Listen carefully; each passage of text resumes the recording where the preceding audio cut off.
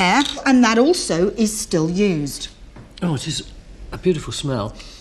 That was part of the job of the nitpicker, getting out the nits, rubbing the hair afterwards, or the shaved scalp, as often was the case with lavender oil, in an attempt to deter it. But of course it leapt from wig to wig, and wig maker to wig maker. What's this disgusting stuff? This is about as disgusting as it gets, isn't it? Is it?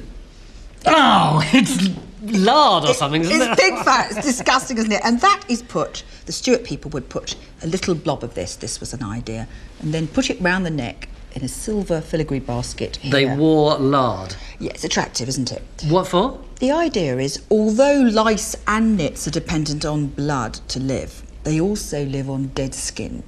Sometimes wigs were treated with flour and baked, or other treatments on the wigs, which meant that they couldn't get into the scalp and take the blood to make them live. So they'd climb down and try and get the lard? We tried to draw them, so they would be drawn. So the Stuart people would put this thing here with the idea that this would go then into the basket. But despite the lavender oil and the lard necklace, surely your wig would get jam-packed full of nits and lice and things, wouldn't it? Samuel Pepys writes at one point in one of his diaries how furious he was that his barber had sent him a wig that was absolutely thick with nits. It vexed me, he said, that it would be sent in this condition, had to be sent back to be cleaned. Very poor people, however, wigs were very fashionable, remember, couldn't necessarily afford a wig. To walk round with a shaved head, which in itself, of course, was cleansing, was still a bad thing to be seen on the streets. So people went along to the barber's shop and there would be a box. And you put your hand inside the box. You paid threepence. You didn't know what was in there. You knew it was wigs, but you didn't know what they looked like. And you took your lucky dip. We think that's where it came from. Pull out a wig, and if it was disgusting and covered in nits, then you could, for a penny halfpenny, have another go. Nitpicking was disgusting, but it didn't damage your health. There was another, more dangerous pest control job. Fumigators had the choking task of purging houses by burning sulphur. The fumes were supposed to prevent infestations and infections such as the plague. They didn't. In fact, they just ruined the fumigator's lungs.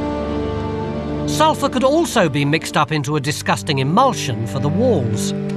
So we've got lime in here and the sulphur and an egg. That's right, to emulsify. Anything else? Yes, we're going to put urine in now. Of course we are. If it's a worse job, it's got to be urine, isn't it? And then we toss it onto the walls. That's right. And what does it do?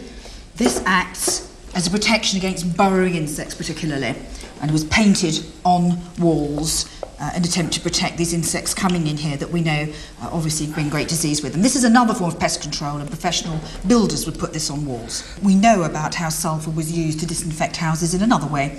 There was a man called James Auger who had brought over a recipe with him for something he believed was very important in disinfecting against plague, and that was amber, saltpetre and sulphur, and he toted this recipe all over Europe before bringing it before the Privy Council of Charles II in this country, who granted him licence to use it for the purpose of fumigation.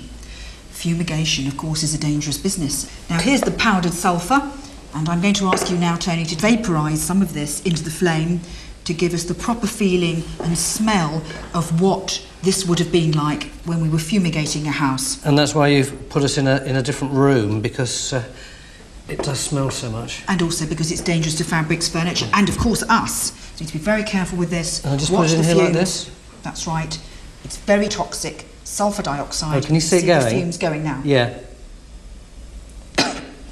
I'm getting fumes now in my throat. Quite tight. Oh, yeah, yes, I just got, yeah. Whoa. Oh, it's going. Yeah. Drop it in there, quick. OK. Come, let's get out. I think we ought to go out, actually. It's just really stinky, isn't it? You're right, John.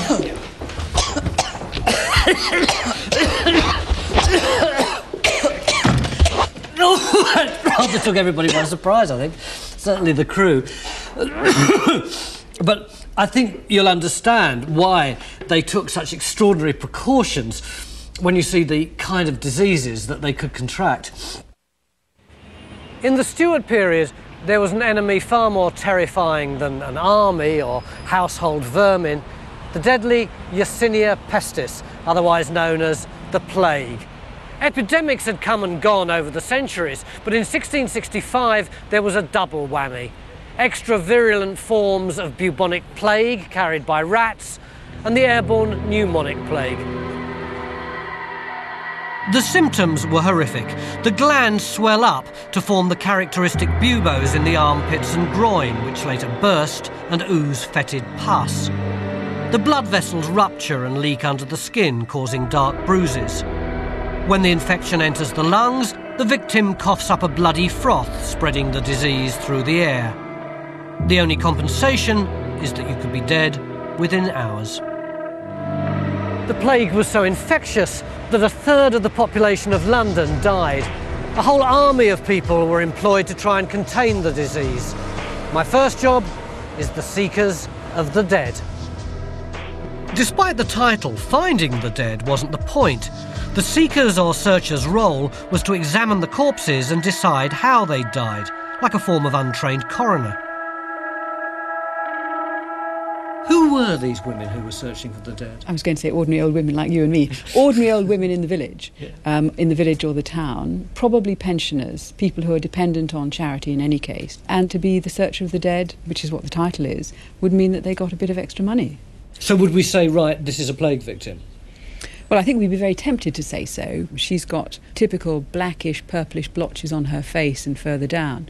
But what's most characteristic, diagnostic of plague, is that she's clearly had some kind of abscess under her jaw, probably in the lymph glands, and that's the plague bubo. But we think we'd have to spend a bit of time talking to other people in the household. You find out what the person has been going through, what form the illness had taken. I mean, they wouldn't just look at the bodies and say, oh, this is this, this is that. They would definitely take the time to ask around and to see what other evidence there was of why the person had died. How would these people have been regarded in the village? With a mixture of sort of respect and perhaps fear also, because they do have quite a lot of power in the sense that they can come into your house and they pronounce on what the person has died of. I think anybody's very cautious about making a plague diagnosis because it has such implications for the family. It means shutting the house up and preventing other people from leaving and so on and so forth. Might we have been tempted to take a few bob just to say... well, no, given that it would have such consequences for the household, we might just be a bit fuddled or a bit careless about how we noted it down. The Seekers of the Dead gathered information for bills of mortality, the lists of weekly deaths and their supposed causes. From them, parishes could spot new outbreaks and try and prevent them spreading. But it was a pretty imprecise science. One of the things about the bills of mortality is it's not modern diagnostic medicine. A lot of it is simply describing the symptoms. So somebody might be said to have died of a cough or of rising of the lights, which means a kind of suffocation, or of dropsy or tympany, swelling of the abdomen, or of a thought, or of a stroke or planet struck. A whole range of things that tell you what happened, but don't to us explain why it happened. Why would they do it? Why would you be poking around with people who could give you diseases that could kill you? If you're paid threepence or fourpence for viewing a corpse, that's worth having. And sometimes you don't have any choice. I think if you're an old poor person, then you really don't have much option. But far worse than examining corpses would have been actually having to pick them up and carry them off to be buried. Imagine handling rotting bodies and trying to avoid the pus oozing from the burst buboes. At the very least, it was tough physical work. Inside the City of London, they used to have guys with carts who'd fill them up with the dead bodies and then ride with them through London at night so that they could avoid direct contact with the rest of the population.